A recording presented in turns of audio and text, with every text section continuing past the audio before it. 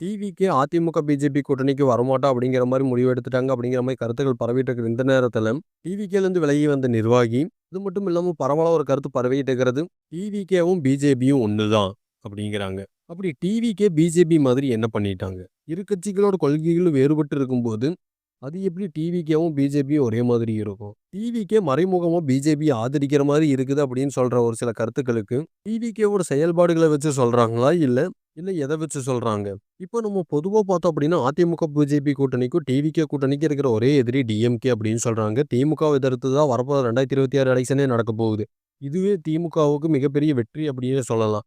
இருக்கிற எல்லா கட்சிகளும் திமுகவுக்கு எதிரா நிக்குது, எதிர்த்து நிக்குது அப்படின்னு சொல்லும்போது, அதுல என்னதான் டிஎம்கேவே தோத்தாலும், அது தோல்வியா பார்க்க முடியாது. நீ சொல்றதுக்கு காரணமே பிஜேபியோட எதிரியும், டிவிகேவோட எதிரியும் ஒண்ணுதான். இது மட்டும் தான் டிவிகேக்கும், பிஜேபிக்கும் ஒண்ணா அப்படின்னு கேட்டா, ஒரு சில பிஜேபியோட செயல்கள டிவிகே விமர்சனமே பண்ணாம இருக்கு. அதற்கு காரணம் இன்னும் டிவிகே விஜய் அவர்கள் அரசியல் களத்துக்குள்ள இறங்கல அப்படின்னு சொல்றதாம். இல்ல அப்படி அவங்களோட அமைதிய பிஜேபிக்கு ஆதரவா இருக்கிறாங்க அப்படின்னு நம்ம சொல்றதாம். இப்படி ஓபிஎஸ் அவர்களோட கூட்டணி பேச்சுவார்த்தைகள் போயிட்டு இருக்கு.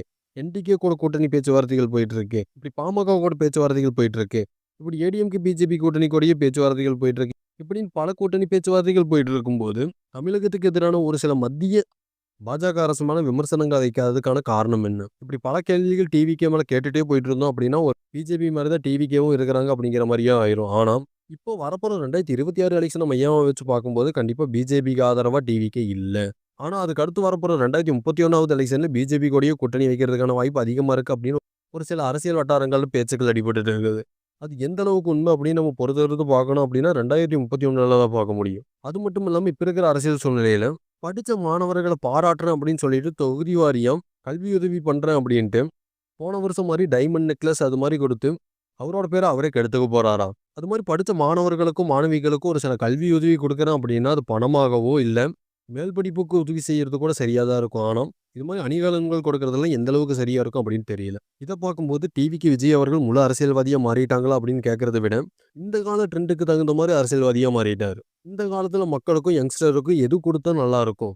எப்படி குடுத்தா நல்லாருக்கும்? எதன்னு சொல்லிக் குடுத்தா நல்லாருக்கும்? அப்படிங்கிற மாரி தான் அவரு வந்து கல்வியுதவி அப்படின்னு சொல்லிட்டு அவரு பண்ணிட்டு இருக்கிறாரு. இது என்னதான் மாணவர்களுக்கும், இளைஞர்களுக்கும் நடுவுல நல்லதா தெரிஞ்சாலும், ஆனா அவரு பண்றது என்னமோ, இது நெறைய பேருக்கு அதிருப்தி ஏற்படுத்துது அப்படிங்கிற மாரி தான் இருக்குது. இது மாரி அரசியல்ல பல கருத்துக்கள் பலவிதமா போயிட்டு இருந்தாலும், எப்படியும் இந்த கல்வியுதவி அப்படின்னு பண்றது ஏதோ நல்லது தான். இப்படி டிவிகே சார்பா பண்றேன் அப்படின்னு சொல்ற அந்த கல்வியுதவி, இப்படி தொகுதி வாரியா பிரிச்சு பண்றது தான் நெறைய பேருக்கு அதிருப்தி ஏற்படுத்திக்குது அப்படின்னு சொல்லலாம். மாணவர்கள் எல்லாருமே படிச்சு பாஸ் பண்ணி அதிக மார்க் வாங்கி, அதிக ரேங்க் எடுத்து எல்லாமே பண்ணது எல்லாமே மாநில அளவுல தான்.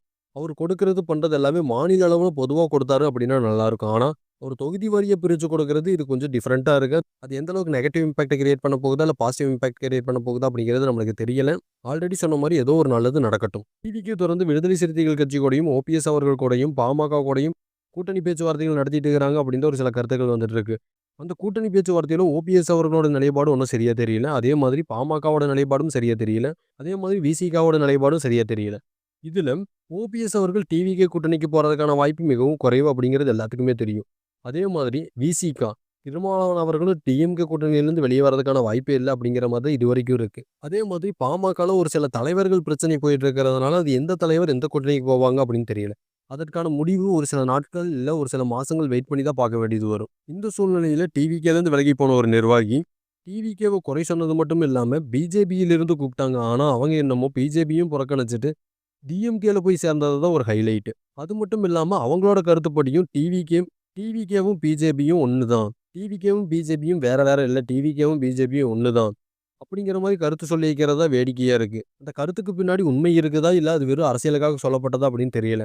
அது எல்லாமே நம்ம வரப்போற 2026 எலக்ஷன் முடிஞ்சதுக்கு அப்புறம் தான் நம்ம கண்டுபிடிக்க முடியும். அது மட்டும் இல்லாம 2031 எலக்ஷனுக்கான என்ன பிளான் போயிட்டு இருக்கு அப்படிங்கிறத வச்சு தான் சொல்ல முடியும். இந்த சூழ்நிலையில தான் நம்ம அதிமுக, பிஜேபி கூட்டணிய பத்தி சொல்லணும்.